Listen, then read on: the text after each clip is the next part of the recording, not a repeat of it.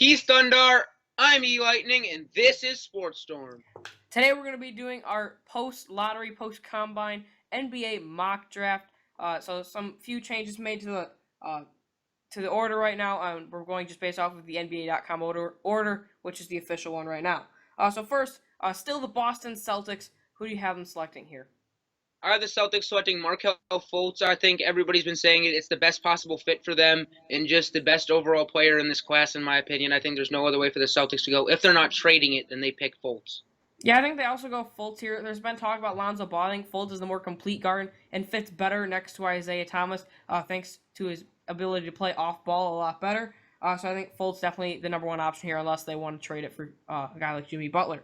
All right, next the Los Angeles Lakers move up to number 2 in the draft order. Who do you have them selecting? I have the Lakers selecting Lonzo Ball here. Now, I just think it's probably the best pick here. As they selected Brandon Ingram in last year's draft class, they aren't in need of Josh Jackson or Jason Tatum. I think Lonzo Ball is just the next best point guard, and I think he'd be a solid pickup here for the Lakers. Yep.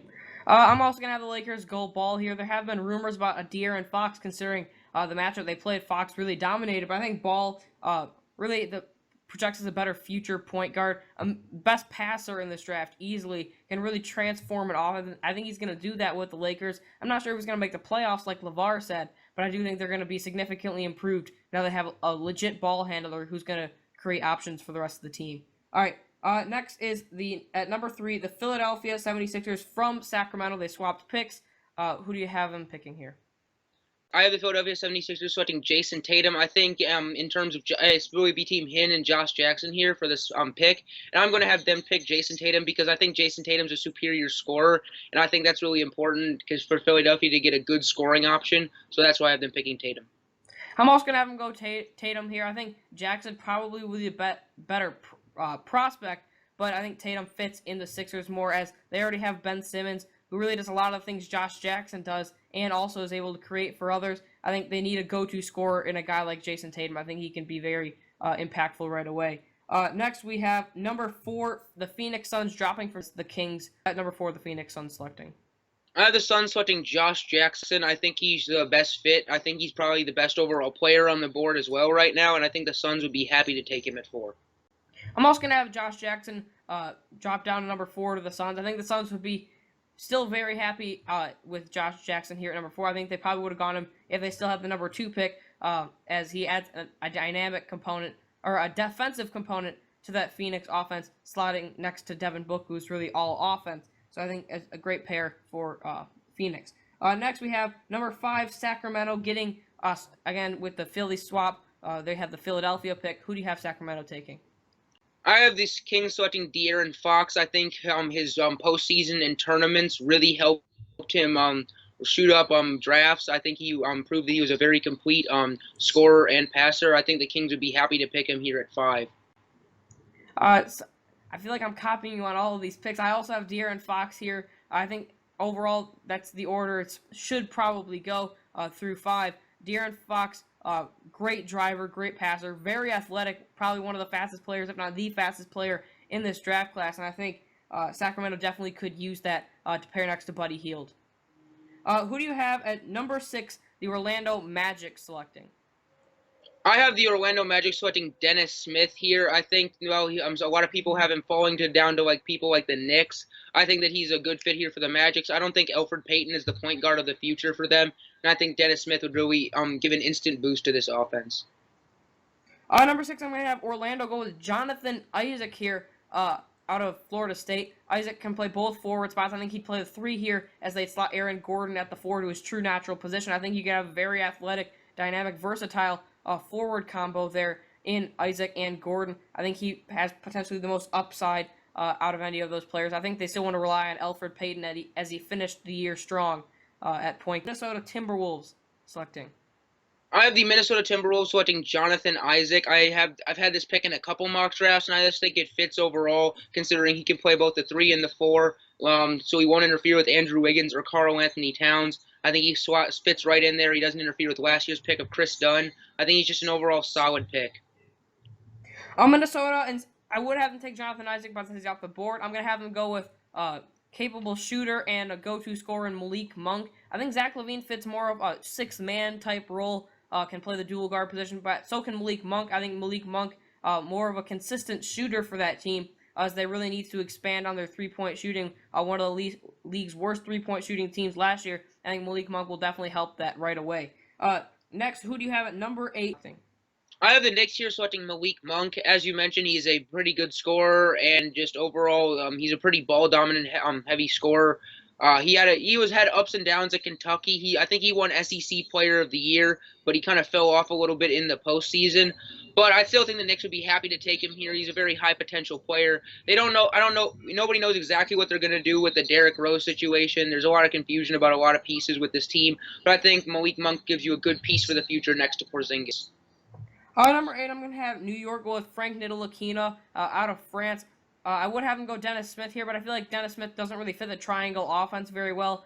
He dribbles too much, doesn't have the best shot selection. I think Frank Ntilikina fits in right away, considering he's very good on defense, very good at passing the ball. Not the best offensive player, but in the triangle offense, I think he fits a lot better. So I'm going to have New York go with Ntilikina here. Number 9, who do you have the Dallas Mavericks selecting? I have the Mavericks here selecting Zach Collins. Now, I know a popular pick here is Lauri Markkanen replaces Dirk Nowitzki because that's his pro comparison. I think the Mavericks here are going to take Zach Collins only because I think Zach Collins is a better overall better rebounder and post player, and I think the Mavs could use that to beat up down low. Number 9 with Dennis Smith on the board, I think Dallas obviously goes with him here. Mark Cuban said they need to address the point guard position. Yogi Ferrell really isn't a capable starting point guard of the future. He's a good young player, but I think Dennis Smith would be an instant upgrade. Gives him athleticism, playmaking, speed, and really a great young point guard to go forward with your franchise with. At number 10, who do you have the Sacramento Kings selecting with the Pelicans pick here? I have the Kings selecting Lauri Markkanen. I think the Kings would be happy to pick him up here. He's fallen a little bit in my draft, but I think the Kings would be happy to pick him up. As I said, he's got a good outside stroke. A lot of people have been comparing him to Dirk Nowitzki. As I said, I think that's a little bit extreme, but I still think he's going to be a solid stretch big that the Kings could use.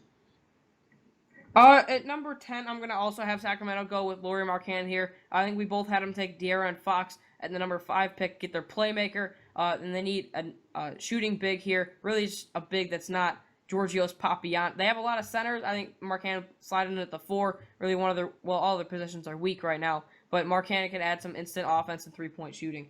At number 11, who do you have the Charlotte Hornets selecting?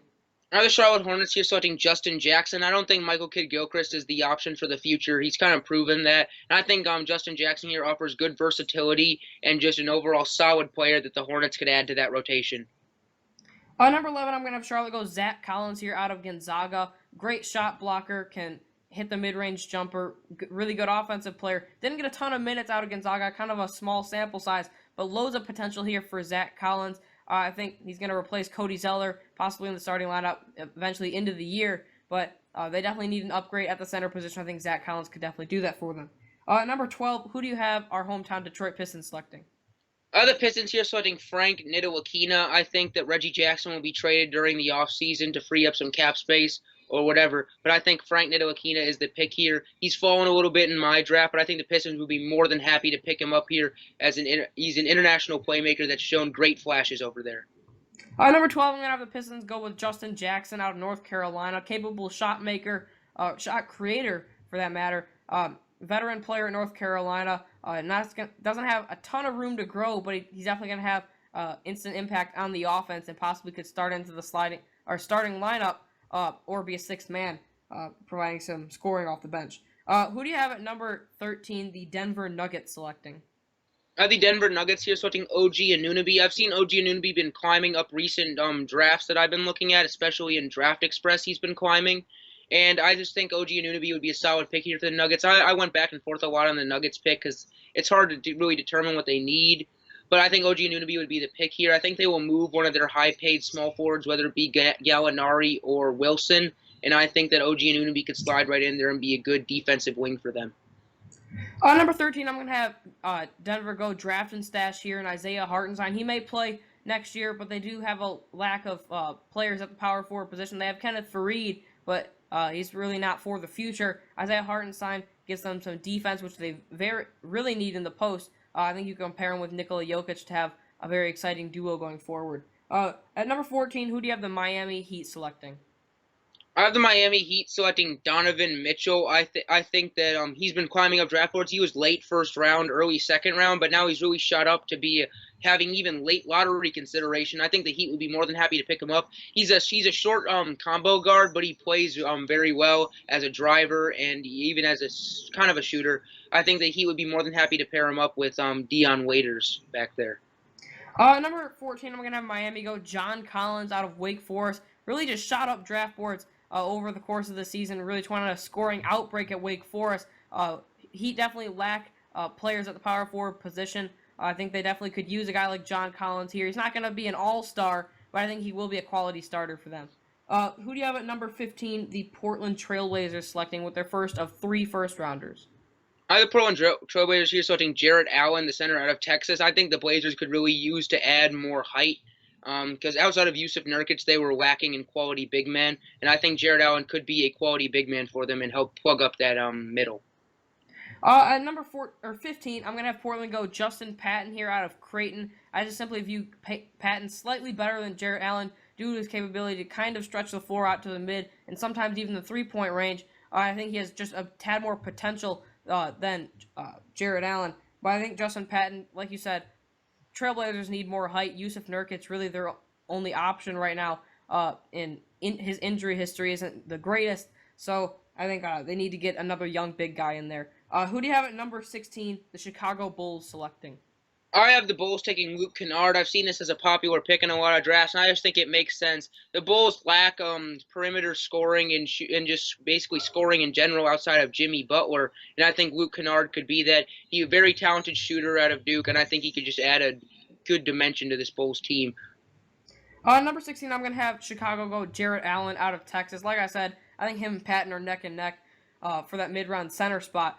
I think Jarrett Allen definitely could start over Robin Lopez. He's not really a long-term option. I think Jarrett Allen gives the rebounding and defense really something the Bulls desperately need. Who do you have at number 17, the Milwaukee Bucks selecting?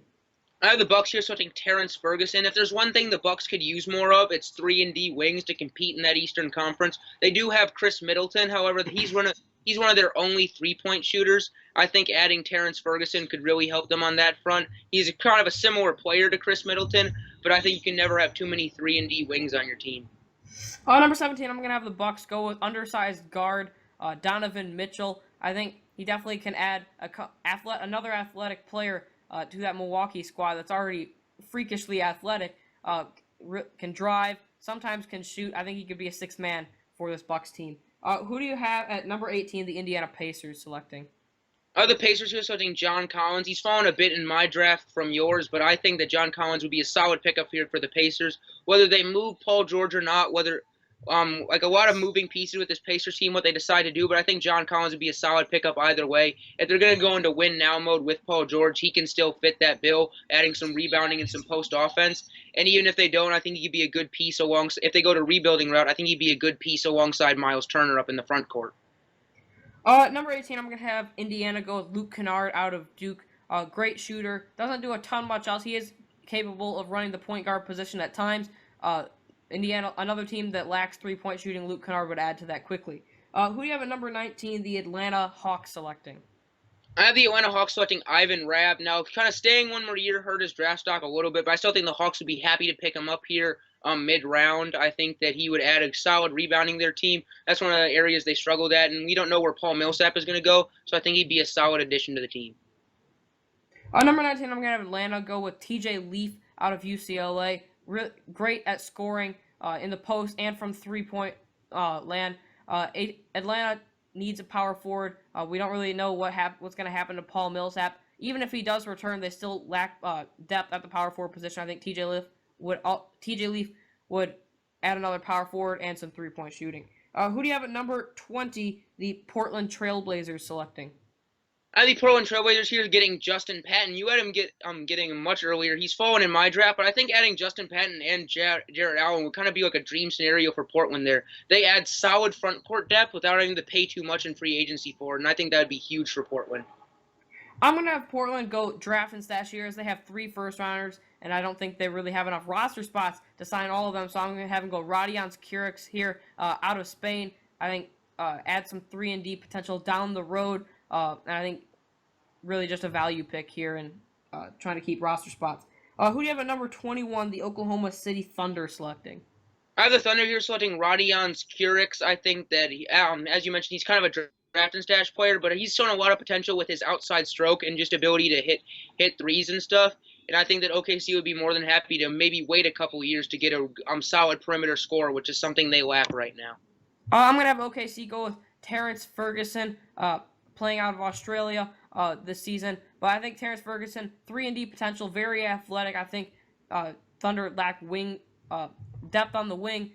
Possibly Ferguson could blossom into a second scoring option next to Russell Westbrook. Who do you have at number 22, the Brooklyn Nets selecting?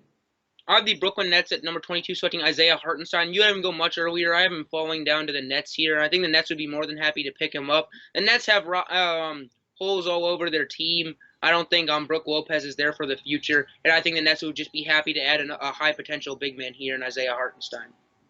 At number 22, I'm going to have the Nets go with high school standout Hamidou Diallo taking the Thon Maker approach to this draft. Out of the gym athleticism for Diallo, posting a 44.5-inch vertical jump at the combine. I think that's really rising him into the first round conversation. I think the Nets are simply going for upside here, as they, like you said, have a ton of holes in this draft, really don't have a future right now. And I think Hamidou Diallo, you have to take a risk on him at some point.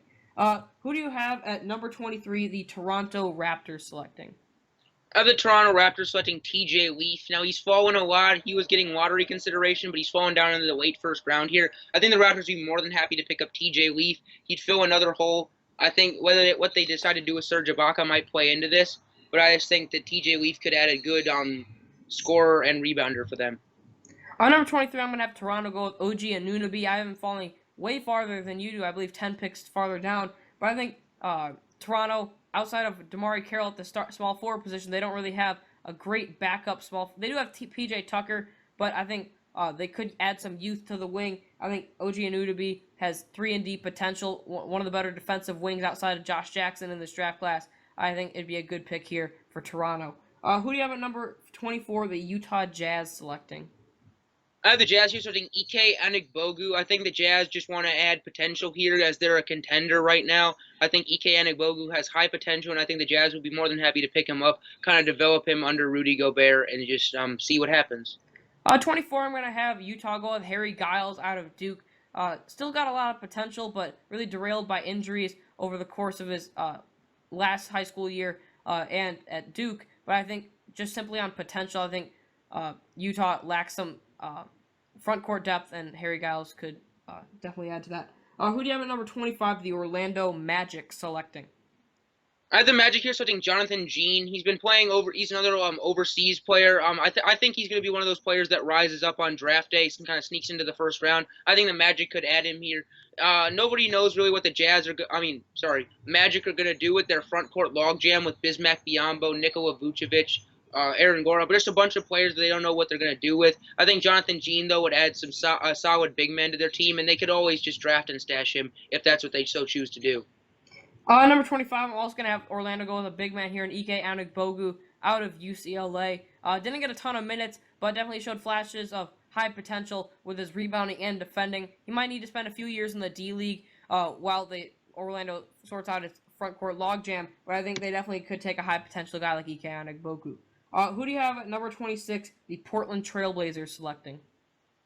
So I'm going to have the Portland Trailblazers here selecting Bam Adebayo, but I don't think they're going to really select him to keep. I think Bam Adebayo would be a trade piece for them, or maybe they'll send one of their centers down to the D-League. The reason I have them selecting 3 centers is I think Portland should follow the best player available with these 3 picks, and I think Bam Adebayo is that on the board right now, and I think that they could just draft him, either trade him, put him down in the D-League. I think they have options if they select Bam here. Number 26, I'm going to have Portland go with Semi Ojeleye. I'm not sure how to pronounce his name, but out of SMU, can hit the 3, can block shots as a dual forward. Very unique player in this draft, and I think that versatility will really be attractive to Portland, who I think should pick him up here at 26. Who do you have at number 27? Brooklyn selecting with their second first rounder. I have Brooklyn here selecting Hamidou Diallo. I think that, as you mentioned, you also had them picking him, but a couple picks earlier. I'm going to have them select him now. As you mentioned, he's an absolute athletic freak. The Nets have a lot of holes, and I think they should take risks on players. I mean, what do they have to lose? All right, number 27, I'm going to have Brooklyn go with Jonathan Gian, athletic and physical monster out of France. Really showcased that at the Combine with his supreme height and wingspan. I think Brooklyn, like you said, what do they have to lose? They just got to go full potential here. But I don't know if he's going to really be a draft stash. I feel like he probably will be in the NBA next year. But I think Brooklyn definitely should go with Jonathan Gian if he's still available. Who do you have at number 28? The Los Angeles Lakers selecting.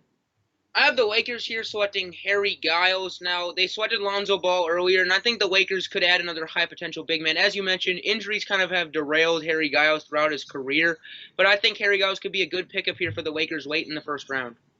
Number 20, I'm going to have the Lakers also go big guy here in Bam Adebayo. Kind of falling down the draft from originally being a lotto pick all the way down to late first round, just due to it being undersized. And really wasn't all that consistent this year, but definitely has rebounding and defending potential at the 4 and the 5. Who do you have at number 29? The San Antonio Spurs selecting. I have the Spurs selecting DJ Wilson out of Michigan. He's very athletic. He's a pretty good defensive player. He's got a pretty unique skill set for a player of his height, and I think the Spurs could really use him here. He just seems like the type of player that the Spurs could really take and develop. I think he's got a lot of bust potential, but I think the Spurs have the right system to really develop him correctly. Number 29, I'm also going to have San Antonio go with DJ Wilson here. Combo forward, can even play the center with his 6'10 height. Can shoot the three, can block shots. Really not great at any one thing, but is pretty good at a lot of things. I think he definitely could develop into a very all-around unique player for San Antonio due to their great training program. Who do you have at number 30? The Utah Jazz selecting.